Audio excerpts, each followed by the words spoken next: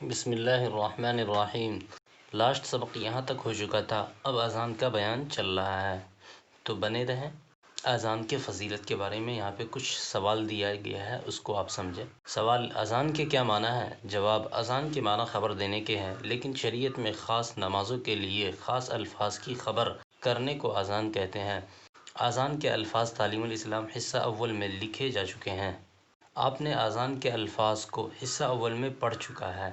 نماز سے پہلے جو اذان دی جاتی ہے، جو الفاظ ہے، وہی الفاظ یہاں پہ لکھا گیا ہے، تو اس کو بھی آپ یاد کریں اگر یاد نہیں ہے تو۔ سوال: اذان فرض ہے یا سنت؟ جواب: اذان سنت ہے، لیکن چونکہ اذان سے اسلام کی ایک خاص شان ظاہر ہوتی ہے، اس لیے اس کی تاکید بہت ہے۔ سوال: اذان کن نمازوں کے لیے مسنون ہے؟ جواب: پانچوں فرض نمازوں اور جمعہ کے لیے اذان مسنون ہے، اس کے علاوہ اور نماز کے لیے اذان مسنون ہے۔ سوال: اذان کس وقت کہنی چاہیے؟ جواب: ہر نماز فرض کی اذان اس کے وقت میں کہنی چاہیے، اگر اس وقت سے پہلے کہہ دی تو وقت آنے پر دوبارہ کہی جائے۔ سوال: اذان کا مستحب طریقہ کیا ہے؟ جواب: اذان میں 7 باتیں مستحب ہے۔ نمبر 1: قبلہ کی طرف منہ کر کے کھڑا ہونا۔ نمبر 2: اذان کے کلمات ٹھہر ٹھہر کر کہنا، یعنی جلدی نہ کرنا۔ نمبر 3: اذان کہتے وقت دونوں شہادت کی انگلیاں کانوں میں رکھنا۔ نمبر 4: اونچی جگہ پر اذان کہنا، بلند آواز سے اذان کہنا۔ نمبر 5: بلند آواز سے اذان کہنا۔ نمبر 6: حی علی الصلاۃ کہتے وقت دائیں جانب اور حی علی الفلاح کہتے وقت بائیں جانب پھرنا۔ نمبر 7: فجر کی اذان میں حی علی الفلاح کے بعد الصلاۃ خیر من النوم 2 بار کہنا۔ سوال: اقامت کسے کہتے ہیں؟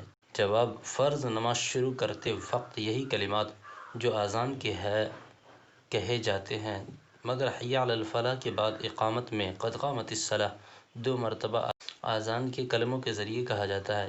سوال: اقامت کہنا کیسا ہے؟ جواب: اقامت بھی فرض نمازوں کے لیے سنت ہے اور فرض نمازوں کے علاوہ کسی نماز کے لیے مسنون نہیں۔ سوال: کیا اذان اور اقامت مردوں اور عورتوں دونوں کے لیے سنت ہے؟ جواب: نہیں، بلکہ صرف مردوں کے لیے سنت ہے۔ سوال: بے وضو اذان اور اقامت کہنا کیسا ہے؟ یعنی بغیر وضو کا اذان اقامت کہنا کیسا ہے؟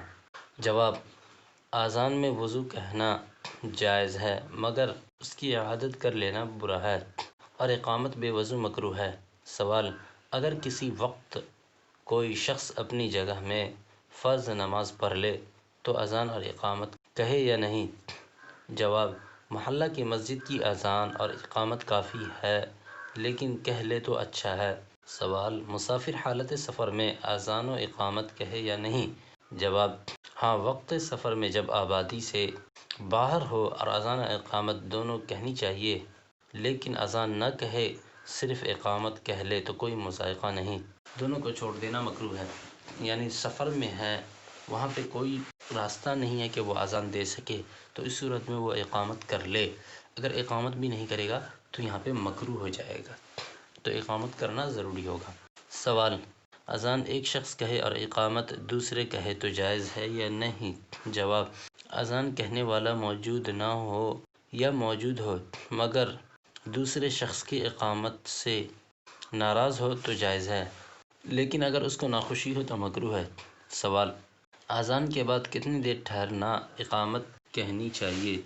جواب: مغرب کی اذان کے سوا اور سب وقتوں میں اتنی دیر ٹھہرنا چاہیے کہ لوگ کھانے پینے میں مشغول ہو یا پائخانہ پیشاب کر رہے ہو، فارغ ہو کر نماز میں شریک ہو سکے، اور مغرب کی اذان کے بعد تقریباً 3 آیتیں پڑھ کر ٹھہرنا تکبیر کہیں۔ سوال: 3 آیت پڑھنے کے ٹھہر کر تکبیر کہیں۔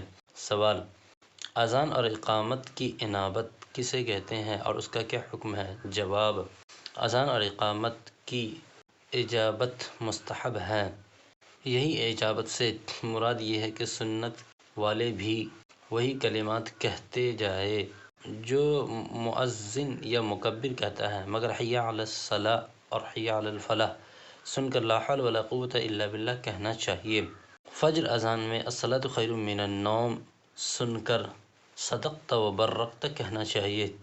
تکبیر میں قد قامت الصلاۃ سن کر اقامہ اللہ و ادامہا کہنا چاہیے۔ سوال: اذان کے بعد کیا دعا پڑھنی چاہیے؟ جواب: اذان کے بعد یہ دعا پڑھنا چاہیے: اللہم رب هذه الدعوة التامة والصلاة القائمة آت محمدا الوسیلة والفضیلة وابعثه مقاما محمودا الذی وعدته انک لا تخلف المیعاد۔ تو اس سبق کے اندر اتنا ہی، ملتے ہیں اگلے سبق میں، تب تک کے لیے اپنا خیال رکھیے گا۔